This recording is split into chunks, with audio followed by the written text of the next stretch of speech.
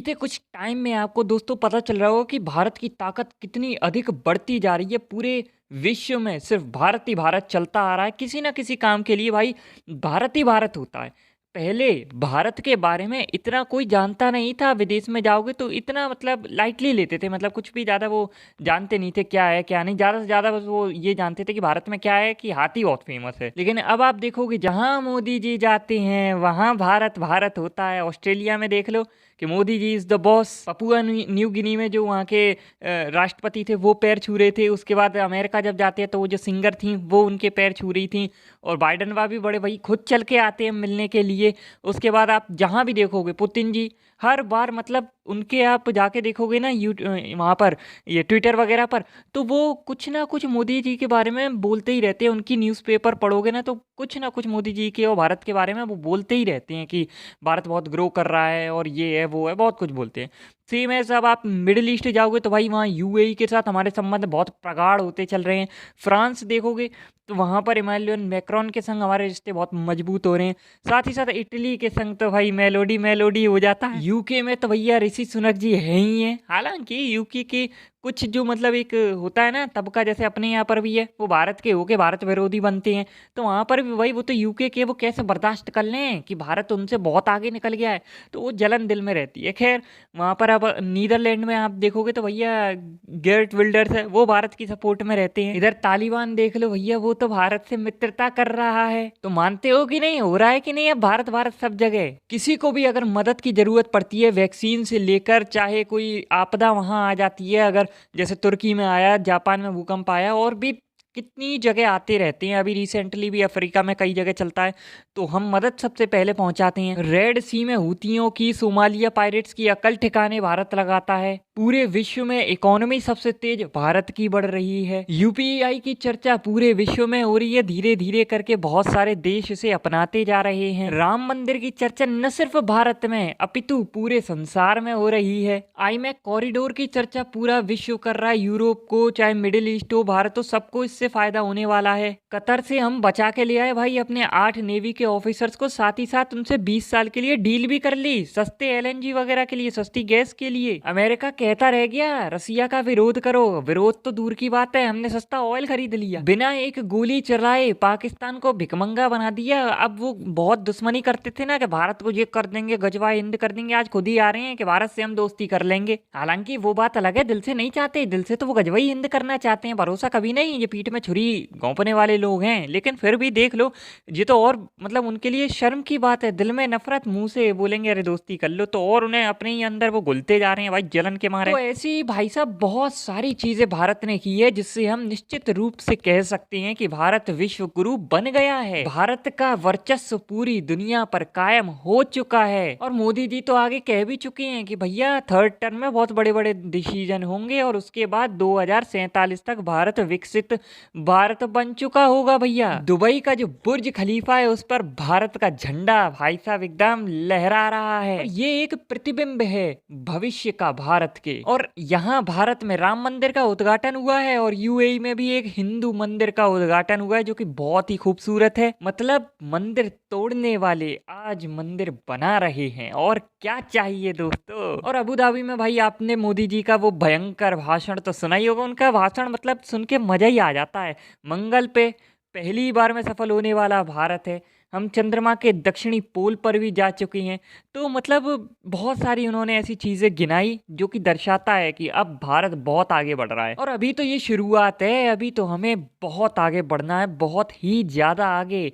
हमें अंतरिक्ष में बहुत कुछ पाना है, टेक्नोलॉजी में बहुत कुछ कर दिखाना है। मोदी जी कहते हैं कि यूएई में जाकर उन्हें अपने घर जैसा महसूस होता है। एक मुस्लिम कंट्री उन्हें भाई फिर दोबारा से यहाँ पर गार्ड ऑफ ऑनर दे रही है। और पाकिस्तान पता नहीं क्या ही क्या बोलता रहता है। और बहुत सारी मुस्लिम कंट्रीज मोदी जी को उनका जो सर्वोच्च सम्मान होता है वो दे चुके हैं। सबसे बड़ी बात इस मंदिर की ये है कि ये मंदिर हिंदुओं का है, जो वास्तुकार थे वो ईसाई थे, और जो जमीन दी गई है और जो क्षेत्र है वो पूरा मुस्लिमों का है। मंदिर के लिए जो जमीन दी गई थी वो 27 एकड़ की भूमि थी, जिसमें से 13.5 एकड़ की भूमि पर तो पूरा मंदिर बना हुआ है, और 13.5 एकड़ पर पार्किंग है जिसमें 14,000 कारें और 50 बसें खड़ी हो सकती हैं। मैंने ये तो बताया है कि हिंदू, मुस्लिम और क्रिश्चियन किस तरीके से इस मंदिर से जुड़े हैं। इसके अलावा भी बहुत हैं, जैसे कि जो हिंदू टेम्पल है और क्रिश्चियन वास्तुकार थे इसके। उसके बाद है जो मैनेजर हैं वो सिख हैं।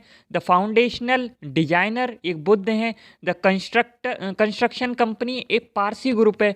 और जो इनके director comes from the Jain traditional. तो मतलब सबको ही हो गया यार यहाँ पर। और इस मंदिर में अमीरात के मूल निवासी ऊंट हो गया, ऑरिक्स और बाज जैसे प्रतीकात्मक जानवरों की नक्काशी की है। और इसमें अरब, मिस्र, मेसोपोटामिया और अन्य सभ्यताओं के दृष्टांत के 14 चित्रण भी हैं। और इसमें बहुत सारे देशों के राजनयिक आकर देख चुके हैं, दौरा कर चुके हैं। तो यहाँ पर यूके के जो उप राजदूत हैं उन्होंने कहा था कि इतने सारे अलग अलग धर्म एक साथ मिलकर कुछ ऐसा बना रहे हैं जो पीढ़ियां मतलब पीढ़ियों तक कायम रहेगा। ये मंदिर नागर शैली में बनाया गया है, जो कि भारत की ये शैली। बाहरी हिस्से में यहाँ पर राजस्थान के गुलाबी बलुआ पत्थर का उपयोग है, जबकि आंतरिक भाग में इतालवी संगमरमर का उपयोग किया गया है। सद्भाव शब्द 30 अलग अलग प्राचीन और आधुनिक भाषाओं में लिखा गया है। 7 शिखर संयुक्त अरब अमीरात के 7 अमीरात के प्रतिनिधित्व हैं और ऐसा ही होना चाहिए। देखो भारत में जो मस्जिद बनी थी ना, उसमें भारत की भी झलक होनी चाहिए थी। ये थोड़ी नहीं कि तुम यहाँ पर मस्जिद बनाओ और उसमें झलक दिखा दो अरब की। तो वो लोग सही कर रहे हैं कि भाई उनके देश में बन रहा है तो कुछ झलक तो उनके देश की भी होनी चाहिए। यूएई भारत का तीसरा सबसे बड़ा ट्रेड पार्टनर है और यूएई 7वां सबसे अधिक इन्वेस्ट करने वाला देश भी है भारत में। भारत के रिकॉर्ड में 100 सैटेलाइट भी है। हम 100 सैटेलाइट एक साथ भेजते हैं अंतरिक्ष में। उसके साथ भारत तीसरा सबसे अधिक स्टार्टअप इकोसिस्टम वाला देश है। और जो कहते हैं कि गरीबी बहुत है, तो भाई गरीबी भी 10 साल में बहुत अधिक कम हुई है। बहुत सारे मैंने भी कई बार न्यूज़ में बताया है कि बहुत सारे लोगों को जो बहुत गरीबी रेखा से नीचे थे उनको गरीबी से निकाला गया है। और अभी भी मैंने कई शॉर्ट और लॉन्ग वीडियो बनाकर बताया था कि भाई सोलर पैनल सब बहुत सारे 1 करोड़ है ऐसी कुछ संख्या उनके घरों पर लगाए जा रहे हैं।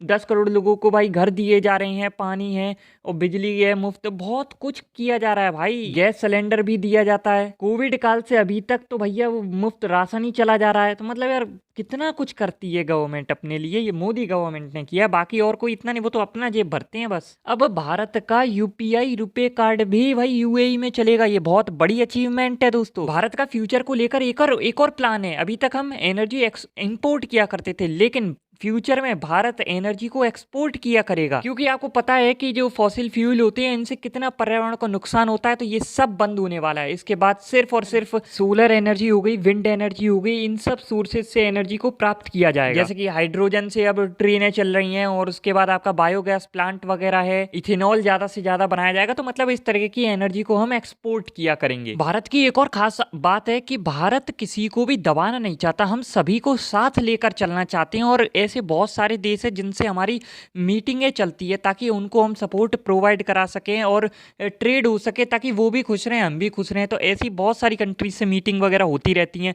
और अपने जयशंकर साहब तो पता नहीं किन किन कंट्रियों में घूमते ही रहते हैं और बातचीत करते ही रहते हैं, भारत को उनके आगे पेश करते रहते हैं, हम आपके लिए ये कर सकते हैं, ये कर सकते हैं। तो मतलब बहुत कुछ चल रहा है अभी। आईमेक कॉरिडोर की बहुत बात हुई है, जो इंडिया, मिडिल ईस्ट से लेकर यूरोप तक जाएगा। और अगर एक बार ये चालू हो गया, जो कि होगा, बीच में मुझे लग रहा था कि कहीं ऐसा तो नहीं है कि ये चालू न हो पाए, पर ये जरूर चालू होगा, क्योंकि भारत को तो फायदा है और साथ ही साथ भाई सऊदी अरेबिया हो गया, यूएई हो गया, इन सबको, जॉर्डन वगैरह, इन सबको भी तो फायदा है। तो वो अपना फायदा कैसे जाने देंगे, तो वो भी चालू करने के लिए कुछ भी करेंगे। और भारत एक कदम और आगे की सोचता है। हमने ये तो रास्ता अपनाया ही है, साथ ही साथ हमने चाबार पोर्ट से ईरान से भी जाने का रास्ता देख लिया है और घूमकर अपना मतलब साउथ से घूमकर एकदम ये अपना रशिया की तरफ से भी जाने का रास्ता निकले, जो काफ़ी लॉन्ग पड़ेगा लेकिन इमरजेंसी में काम आएगा। तो हम भी बहुत सारे अल्टरनेटिव्स भी ढूंढ रहे हैं। और एक बार ये ट्रेड स्टार्ट हो गया ना, तो भाई साहब भारत की तो चांदी नहीं सोना ही सोना होगा। और कहीं ना कहीं मैं आपको बता दूं, वो जो बात करते हैं ना अखंड भारत की, वो फिर से होकर रहेगा।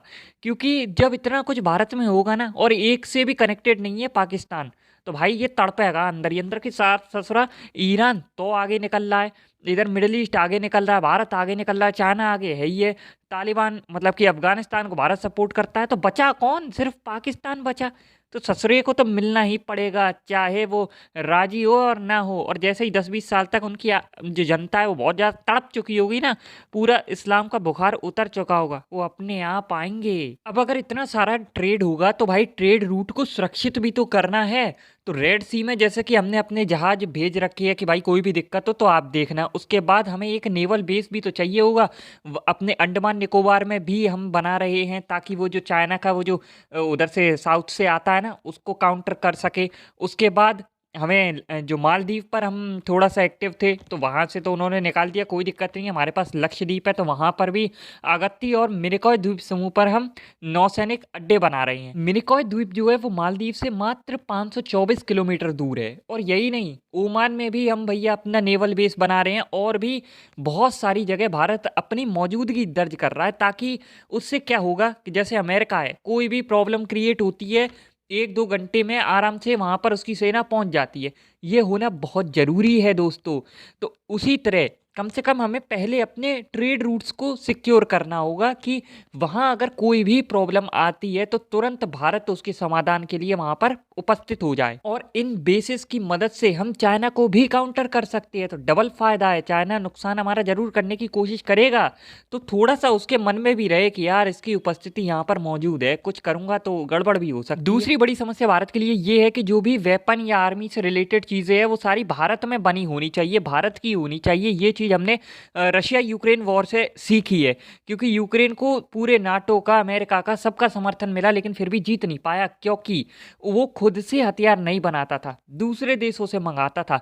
कोई और अभी देख लो, अभी अमेरिका कह देता है कि नहीं हम ये वाला वेपन नहीं देंगे, वो वाला नहीं देंगे। वो जर्मनी से कहता है तू अपने टैंक दे दे, वो उससे कहता है मैं क्यों दूं, तू दे दे। तो ये सब लफड़े में पिसता रहा है यूक्रेन। तो इससे भारत ने सीखा कि जब भी युद्ध होता है तो आपके पास अपने आप के वेपन होने चाहिए, दूसरों पर डिपेंड नहीं होना चाहिए। तो इसी के रिगार्डिंग एक न्यूज़ आई है कि भारत अपने अर्जुन 1A टैंकों में, मार्क 1A टैंकों में अपने भारत के ही इंजन यूज करने की सोच रहा है। इसीलिए भारत तेजस विमान पर भी काफी फोकस होता है, क्योंकि वो भारत में ही बने हैं। और ऐसे ही और भी चीजें भारत में ही बनाना चाहता है कि वेपन के मामले में हम आत्मनिर्भर 100% होने चाहिए। अब बात अगर रशिया यूक्रेन की हुई है तो यहाँ पर रशिया की एक न्यूज आ रही है कि भैया यूएस है वो कह रहा है कि रशिया प्लानिंग कर रहा है अंतरिक्ष में यानी स्पेस में न्यूक्लियर वेपन्स डिप्लॉय करने की। तो ऐसी न्यूज सुन के तो भाई यूएसए की फटके चार होना लाजमी है। और ये बहुत ही बड़ा थ्रेट बता रहे हैं यूएस वाले, उनके लिए जो सैटेलाइट है उनको भी मतलब बर्बाद कर सकता है रसिया, और बहुत कुछ किया जा सकता है। और मैं कहूँगा कि ये थोड़ा सा मतलब प्रॉब्लम वाली बात है। अंतरिक्ष को थोड़ा सा बख्श देना चाहिए था, अपनी लड़ाइयाँ हमें धरती पर ही लड़नी चाहिए थी। पर मनुष्य की ये प्रवृत्ति है, वो जहाँ जाएगा वहाँ लड़ेगा। हम चंद्रमा पर जाएंगे तो वहाँ भी लड़ेंगे, मंगल पर जाएंगे वहाँ पर भी लड़ेंगे, दूसरे यूनिवर्स में जाएंगे वहाँ पर भी लड़ेंगे। और इससे निपटने का सिर्फ एक ही रास्ता होता है कि हमें भी दुनिया के साथ कदम से कदम मिलाना होगा। वो जितना आगे बढ़ रहे हैं हमें भी उतना ही आगे बढ़ना होगा। पीछे रह गए तो आप दबाए जाओगे, कुचले जाओगे।